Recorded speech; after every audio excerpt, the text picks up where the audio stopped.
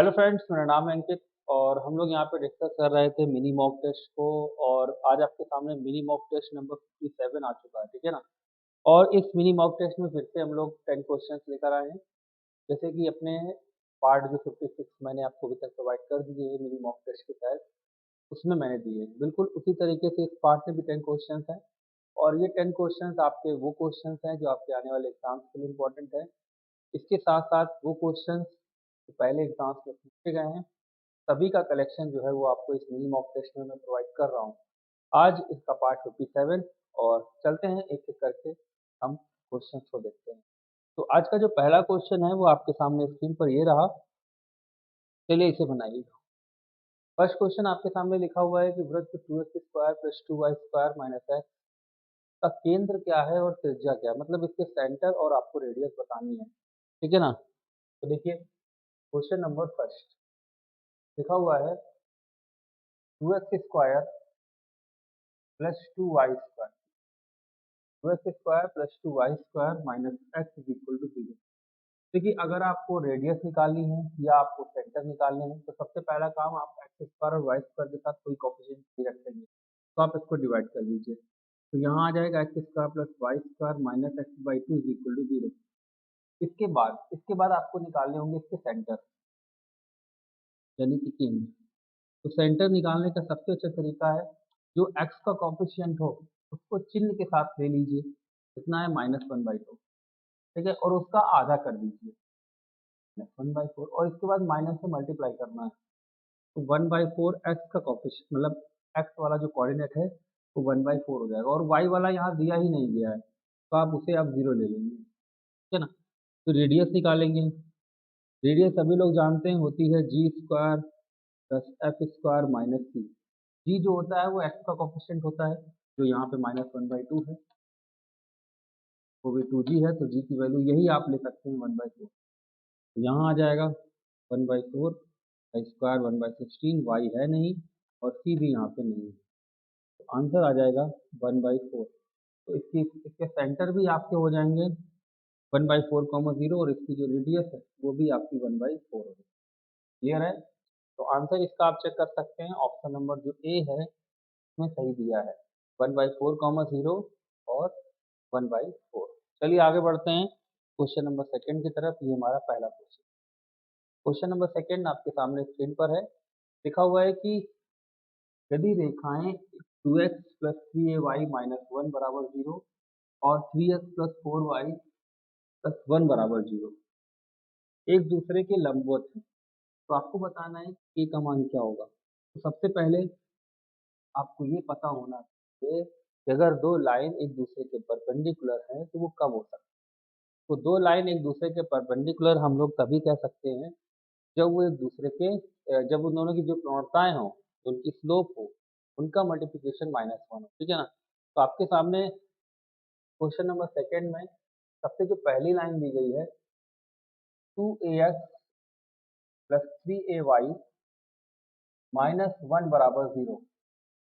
अगर हम इसकी प्रवणता निकालते हैं m1, तो माइनस का x का कोएफिशिएंट बटे y का कोएफिशिएंट, ये m1 होगी। दूसरी क्वेश्चन दी गई है आपको 3x + 4y + 1 = 0। इसका m2 निकालेंगे तो माइनस का x कोएफिशिएंट बटे y कोएफिशिएंट, दोनों का जो मल्टीप्लिकेशन है वो आपको -1 m1 दिया है -2/3a और m2 दिया है -3/4। ये दोनों माइनस हैं, ठीक है ना। ये आपका कैंसिल हो जाएगा, ठीक है ना। बाकी मैं यहाँ लिख देता हूँ, दिख नहीं रहा होगा आपको।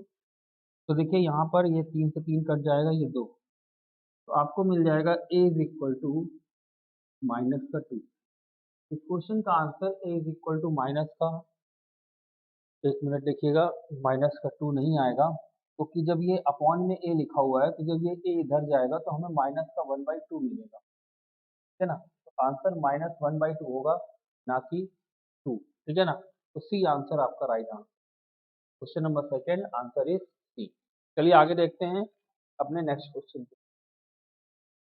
तो नेक्स्ट क्वेश्चन आपके सामने लिखा हुआ है कि रेखाएं 4,3 2, k से गुजर मतलब एक रेखा 4,3 और 2, k से गुजरती है और रेखा y बराबर 2x+3 पर लंब है, तो k का मान क्या है? तो सेम कंडीशन, बिल्कुल यही जो क्वेश्चन लिखा है ना, जैसे यहाँ पर हमने कंडीशन लगाई है लंब वाली कि दो रेखाओं की प्रवणताओं का गुणनफल हमेशा -1 होता है अगर वो लंब होती है, तो पूरी की पूरी वही कंडीशन आपको क्वेश्चन में गिवन है, ठीक है ना? देखिएगा क्वेश्चन नंबर 3, सबसे पहले जो आपको ये पॉइंट दिए गए हैं 4, 3 और 2, k, इससे आप प्रवणता निकाल लीजिए।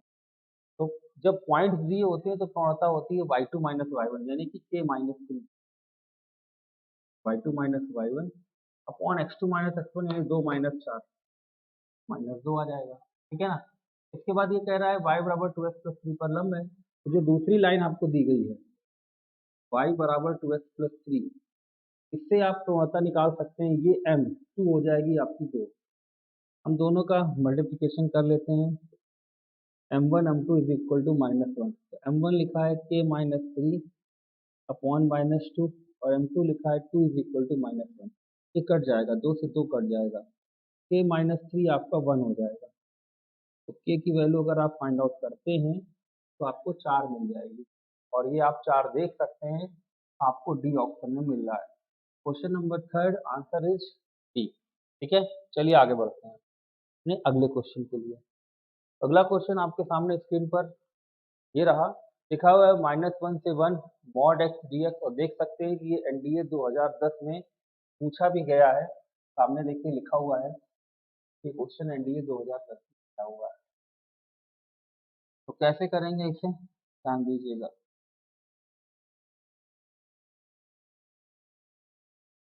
देखिएगा लिखा हुआ है इंटीग्रेशन -1 से 1 mod x dx, question number 4 है।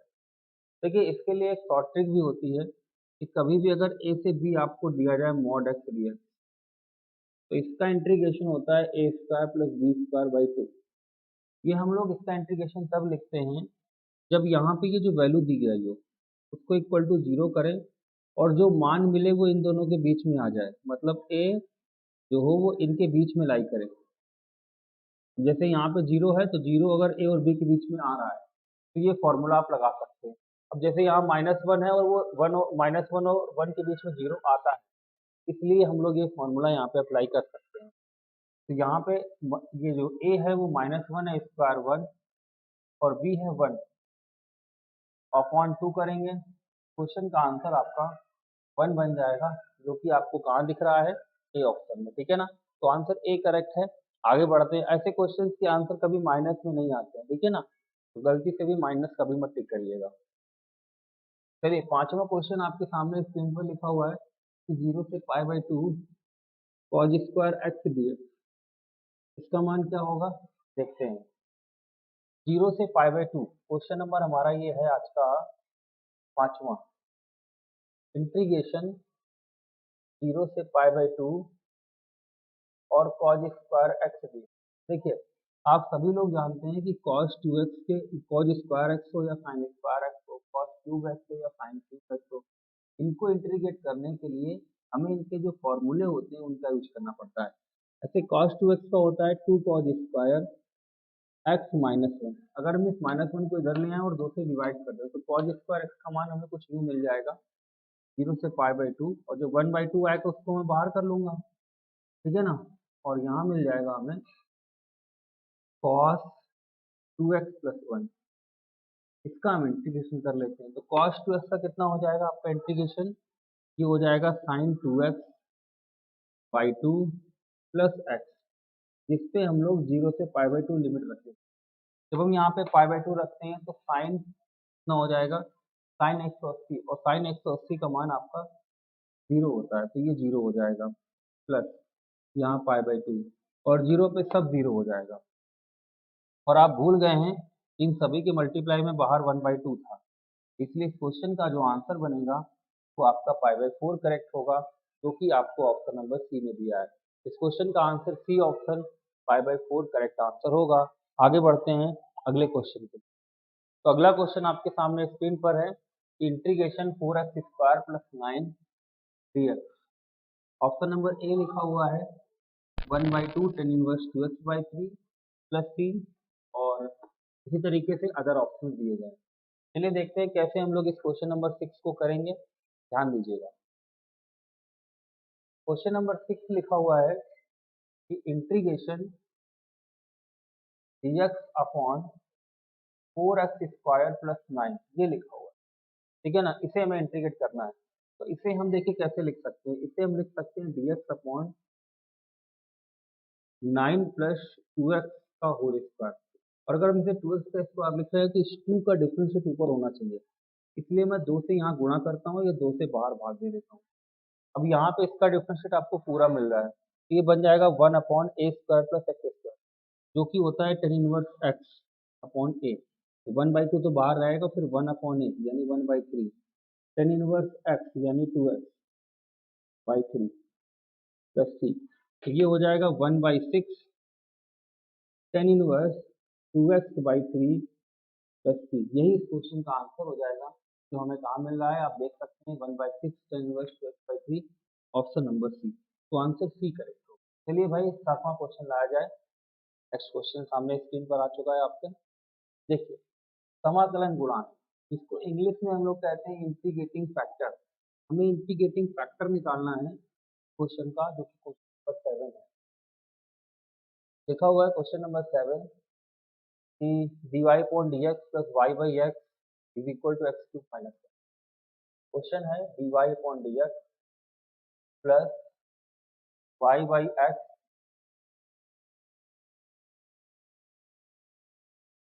Cube minus 3।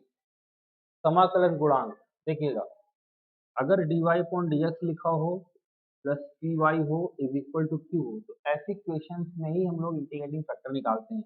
इसे लीनियर डिफरेंशियल इक्वेशन कहते हैं। इसका इंटीग्रेटिंग फैक्टर होता है e की power P D x. Compare कराइए तो आप p की वैल्यू 1/x ले लेंगे यहाँ से, ये आप यहाँ रख दीजिए, तो e की पावर 1/x का इंटीग्रेशन log x होगा, तो e की पावर log x, और ये वाला बेस और ये वाला बेस सेम होता है, तो इसका मान यही होता है जो ऊपर लिखा है। आंसर एक्स बन जाएगा। ये ऑप्शन इसका राइट आंसर है। चलिए नेक्स्ट क्वेश्चन लाया जाए, क्वेश्चन नंबर 8। चलिए देखिए क्वेश्चन नंबर 8 आ चुका है, जो कि प्रोबेबिलिटी से लिया गया है। देखते हैं इसे कैसे करेंगे क्वेश्चन नंबर 8 को।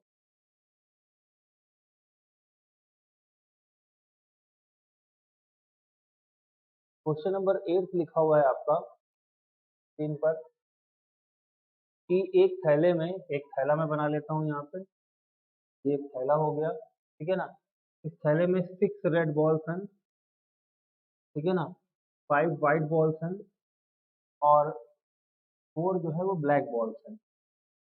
आपसे कहा गया इससे 2 गेंदें निकाली गई हैं, 3 गेंदें निकाली गई हैं, 2 गेंदें, और उनमें से किसी के भी लाल ना होने की तरह, मतलब कोई भी गेंद निकाली जाए तो वो लाल ना हो, तो वो लाल तभी नहीं होगी जब आप, लाल नहीं होनी चाहिए, ठीक है ना, तो लाल निकालिए ही ना, लाल को छोड़ दीजिए, किसी के भी लाल ना होने की प्रायिकता। तो लाल हमारे पास 6 हैं, इन 6 में से कोई भी गेंद नहीं निकालते हैं, इन 9 में से निकालते हैं। तो 9C2 हमने रेड बॉल्स को छोड़ दिया है, क्योंकि बोला गया है कि रेड बॉल आपको कोई नहीं लेनी है। इसके बाद 6 5 11 4 15, 15 में से 2 निकाल लेंगे, तो यहाँ आ जाएगा 9 इंटू 8 डिवाइड बाई 15 इंटू 14। इसको हमें सॉल्व करना है। अगर इसको हम 3 से काटें तो ये 3 आएगा, ये 5 आएगा, ये 4 आएगा, ये 2 आएगा और ये 7 आएगा। बस इसको सॉल्व करना है आपको, तो ऊपर आ जाएगा 12 और नीचे आ जाएगा 35। तो आंसर 12/35 इसका राइट आंसर है, जो कि हमें ए ऑप्शन में दिया गया है। Question number 8 answer is 12/35 option A. Next question computer जी। नेक्स्ट क्वेश्चन देखिए, क्वेश्चन नंबर 9 आ चुका है, लिखा है y is equal to cot inverse x square d x square. तो इसका dy अपॉन डी एक्स निकालना है। चलिए देखिए कैसे इसका dy अपॉन डी एक्स निकालेंगे हम लोग, ध्यान दीजिएगा। क्वेश्चन नंबर 9, 9 नंबर लिखा हुआ है y is equal to cot inverse x square और इसका हमें dy अपॉन डी एक्स निकालना है। डिफरेंशिएट करेंगे, हम सभी लोग जानते हैं कॉट इनवर्स एक्स का होता है -1/1 प्लस एक्स स्क्वायर का दोबारा करेंगे तो 2x आएगा, ठीक है ना। तो यहाँ पे इंटीग्रेशन आ जाएगा माइनस का 2x अपॉन 1 प्लस एक्स, ये इसका आंसर है जो कि आपको सी ऑप्शन में दिया गया, तो आंसर इसका सी करेक्ट है। नेक्स्ट क्वेश्चन, देखिए नेक्स्ट क्वेश्चन लिखा हुआ है क्वेश्चन नंबर 10, जो कि हमारा कोऑर्डिनेट ज्योमेट्री से लिया गया है, ठीक है ना। यहाँ पे कहा गया है कि बिंदु 2, 3, 4 की समतल 3x minus 6y plus 2z minus sorry plus 11 की दूरी क्या है। तो देखिए, जैसे हम लोग स्ट्रेट लाइन में दूरी निकालते थे किसी पर्टिकुलर पॉइंट से, जिसे हम लंब की लंबाई कहते थे, बिल्कुल सेम कंडीशन वैसे ही हम लोग यहाँ पे करेंगे क्वेश्चन नंबर 10 पे। बस वहाँ पे एक लाइन होती है और यहाँ पे एक प्लेन होता है, बस इतना अंतर होता है। प्लेन लिखा हुआ है 3x minus 6y plus 2z plus 11 बराबर 0, ठीक है ना। फिर दूरी बतानी है, ठीक है ना, और पॉइंट दिए गए हैं 2, 3, 4 से। हम लोग दूरी कैसे निकालते हैं, तो ये पॉइंट एक्स वाई जेड की जगह रख दीजिए और पूरी इक्वेशन ऐसे रखिए, into 2 minus 6 into 3 plus 2 into 4 divide by 3 का स्क्वायर 9, 6 का स्क्वायर 36 और 2 का स्क्वायर 4, ठीक है ना। इन सभी को ऐड कर लेते हैं, तो देखिए ये 6 हो जाएगा और ये 8, 6 और 8 हो जाएगा 14, 14 माइनस 18 माइनस में आएगा 4 ऊपर, ठीक है ना। चलिए अपॉन में देखते हैं तो 36 और 9 45, 45 4 7 यानी 49, 7 आ जाएगा। यहाँ पे देख लेते हैं माइनस 6, ठीक है, तो ये आ जाएगा तुम्हारा 3 तो 6 और ये 6 और ये 8 हो जाएगा 14 माइनस 18, यहाँ पे 14 माइनस 18 आपको मिलेगा, ये 8 18 है और ये 8 है। पॉइंट्स के डिस्टेंस तो फिर गड़बड़ आ रही है क्योंकि पॉइंट्स आपको दिए गए हैं उस हिसाब से इसमें डिस्टेंस आ भी नहीं, तो प्लस 11 हम लोगों ने नहीं लिखा, यहाँ माइनस का 4 और ये प्लस का 11 है, क्या आ जाएगा आपका माइनस का 4 प्लस 11 तो माइनस 4 प्लस 11, ये हो जाएगा आपका प्लस का 7 अपॉन 7 कैंसिल हो जाएगा, तो नीचे आ जाएगी, यही आंसर है, ए ऑप्शन इसका राइट आंसर, ठीक है ना। चलिए भाई, तो अब हमारे पास जो क्वेश्चंस हैं वो सारे होते हैं खत्म, ठीक है ना। 10 क्वेश्चंस जैसा कि हर एक मिनी मॉक टेस्ट में हम लोगों ने देखे हैं, वैसे इस मिनी मॉक टेस्ट में भी लेकर आए थे। आप हमारी क्लासेस यूट्यूब पर तो ले ही रहे हैं, मिनी मॉक टेस्ट देख ही रहे हैं, इसके साथ साथ आप अनअकैडमी पर भी हमारी क्लासेस ले सकते हैं। सुबह मॉर्निंग से 7 AM से लेकर रात 10 बजे तक क्लासेस हैं, आप आइए क्लास में, आप पढ़ सकते हैं वहाँ पे। ऐसा नहीं है कि वहाँ पे सारी क्लासेस फ्री ऑफ सारी पेड क्लासेस भी हैं, कुछ क्लासेस फ्री ऑफ कॉस्ट भी हैं, आप आकर फ्री भी पढ़ सकते हैं बिना किसी चार्जेस के, और आपको उसी क्लास में जो पढ़ाए गए सारे नोट्स भी फ्री ऑफ कॉस्ट मिलेंगे, ठीक है ना। और अगर आप वहाँ पर आते हैं, पढ़ते हैं, तो बहुत सारी चीज़ें आपको नई यहाँ पे मिलती हैं। सबसे पहली चीज़ आप देख सकते हैं स्क्रीन पर लिखा हुआ है रेज़ है। ये एक ऐसा फीचर है कि आपको अगर क्लास में पढ़ा रहा हूँ और किसी भी पर्टिकुलर स्लाइड पे आपको कोई दिक्कत आती है, तो आप अपना रेज़ हैंड कर सकते हैं, वहाँ पे एक रेज़ हैंड का फीचर होगा, ठीक है ना, जिस पे आप क्लिक करके डायरेक्टली अपना रेज़ हैंड कर सकते हैं और वो रेज़ हैंड मैं एक्सेप्ट करूँगा और आप हमसे डायरेक्टली बात कर पाओगे और मैं आपकी प्रॉब्लम को उसी क्लास में सॉर्ट आउट कर पाऊँगा, ठीक है ना। तो बहुत अच्छी चीज़ है, आप इसका बेनिफिट ज़रूर लीजिए। मैं तो कहूँगा आज से ही आप जॉइन कीजिए अनअकैडमी और जो भी क्लासेस हैं उनको रेगुलरली आप फॉलो करते जाइए। इसके साथ-साथ एक आपको फीचर और मिलता है यहाँ पे देखने के लिए, ask a doubt bye Unacademy, जिसके ज़रिए अपने डाउट्स को आप हमारे पास तक भेज सकते हैं। आप वहाँ पे क्लिक करेंगे, स्क्रीन पे क्वेश्चन मार्क का सिंबल आएगा, वहाँ से आप अपने जो डाउट्स है उसकी फ़ोटो क्लिक करके डायरेक्टली हमारे पास तक भेज पाओगे और मैं उसे उसी क्लास में आपको सॉल्व करा दूँगा।